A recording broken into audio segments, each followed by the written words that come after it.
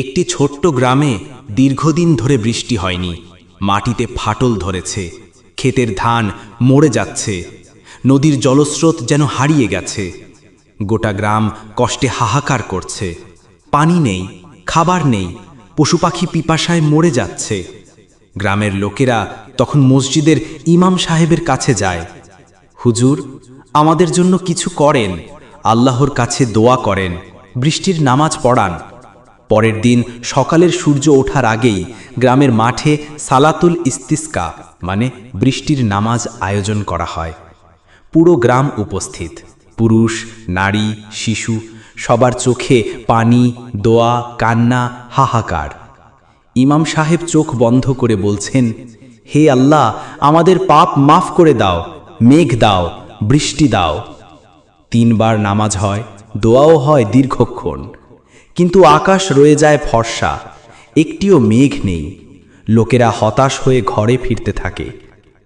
এক অজানা ভিখারির আগমন। ঠিক তখন মসজিদের পিছনের বেঞ্চে বসে থাকা এক ভিখারি টাইপের মানুষ দাঁড়ায়। ময়লা জামা, হাতে লাঠি, চোখে আগুন আর ঠোঁটে হালকা হাসি। সে দুহাত তুলে আকাশের দিকে তাকিয়ে বলে, হে আল্লাহ, এই গরিব মানুষগুলোর কি কোনো দোষ ছিল? ওরা তো তোমাকে ডাকলো, তোমার কাছে চাইলো। তুমি যদি আজ বৃষ্টি না দাও, তাহলে আমি তোমার উপর রাগ করব। তোমার আর আমার সম্পর্ক অনেক পুরনো, এখন তুমি দাও। গ্রামবাসী হতবাক। ইমাম সাহেবের কপাল ঘামে ভিজে যায়। এমন কথা তো কেউ বলে না আল্লাহকে, কিন্তু আল্লাহর কুদরত। 1 মিনিট, 2 মিনিট, হঠাৎ দূর আকাশে মেঘ জমতে শুরু করে। এক দমকা হাওয়া আসে, তারপর গর্জন, তারপর ঝমঝম করে বৃষ্টি নামতে শুরু করে।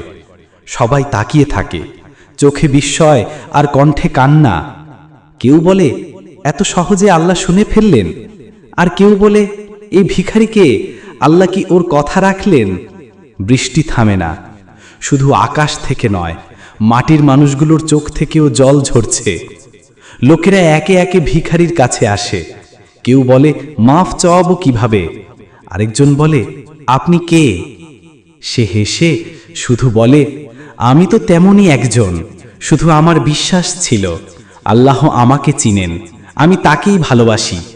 যখন তাকে ছাড়া কেউ থাকে না, তখন শুধু সেই থাকে, আমি তাই তাকে ডাকলাম। এগিয়ে আসে মসজিদের ইমাম সাহেব, কান্না জড়ানো কণ্ঠে বলেন, ভাই, আপনি তো একজন ওলি ছিলেন, আপনি কই যাবেন? তখন ফকির বলে, আমি যাব, কারণ এখন তো তোমরা জেনে গেছো আল্লাহ শুধু হুজুরদের নয়, সোজাসুজি ডাক শুনতে ভালোবাসেন। কেউ যদি তাকে খাঁটি করে ডাকে, তো তিনি মেঘ হয়ে আসেন, বৃষ্টি হয়ে নামেন। সেই মানুষ আর দেখা যায়নি। গ্রামে আজও গল্প হয়, বৃষ্টি কি নাম ছিল, নাকি আসমান কাঁদছিল? ভিখারি ছিল, নাকি আল্লাহর প্রিয় বন্ধু?